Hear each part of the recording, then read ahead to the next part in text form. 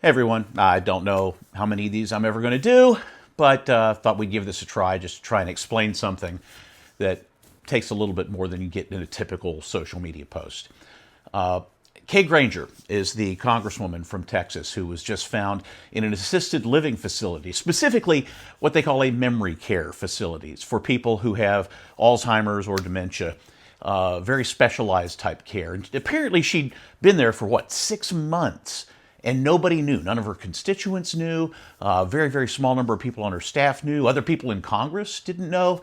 And she was the chair of the Appropriations Committee in the House. Now, when I was growing up, the Appropriations Committee was one of the most important, most powerful committees in all of the House of Representatives.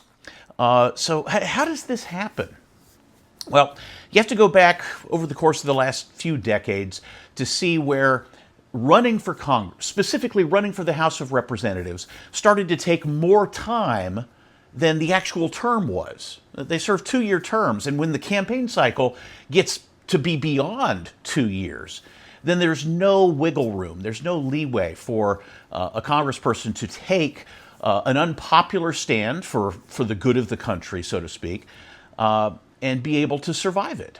Senators have 6-year terms. They can kind of mess around for a little bit, or maybe make the hard decision, and still have time to catch back up with their constituencies. But Kay Granger was gone for like 6 months. So how did the House of Representatives continue?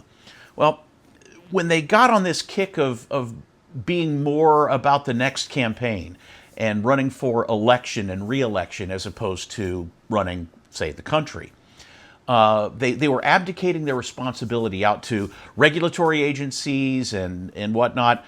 And you think about all the drama from the last week or so with the debt limit increase. Congress doesn't do business like they used to.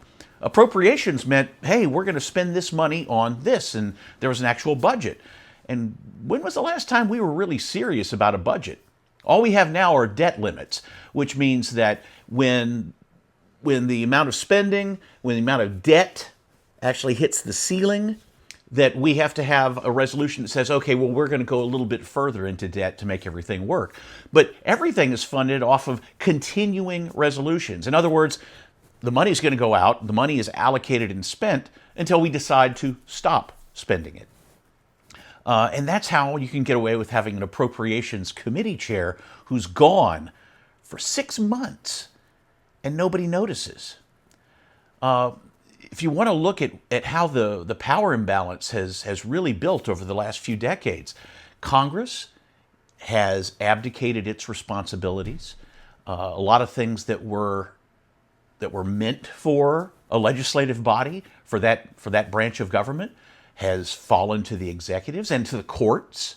So we really have a crisis in our separation of powers in the United States right now, because Congress isn't doing what it was designed to do, and what it is doing isn't helping anything when they're actually there.